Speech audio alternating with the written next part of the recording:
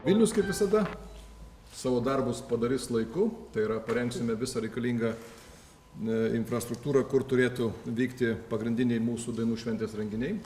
Papildomai šalia to Vilniaus miestas savivaldybė skirs nemokamą transportą dalyviams. 40 000 dalyvių tai gražus skaičius ir būdami čia, prisimindami savo tradicijas, kultūrą, manau, kad turėsime gražią galimybę parodyti ir savo vienybę. Savo vienybę, savo bendravimą ir bendrumą, nepriklausomai nuo to, kurgi šiuo metu vienas ar kitas mūsų tautietis gyvena. Ne tik Lietuvoje, bet ir pasaulyje esame unikalūs tuo, kad galime dainų dienoj matyti 12 000 dainininkų vienu metu dainuojančių, šokių dienoj matyti šokančių apie 8 000 dalyvių, folkloro dienoj 6 000 šurmuliuos, veiks vaikų amatų miestelis prie Valdovų rūmų.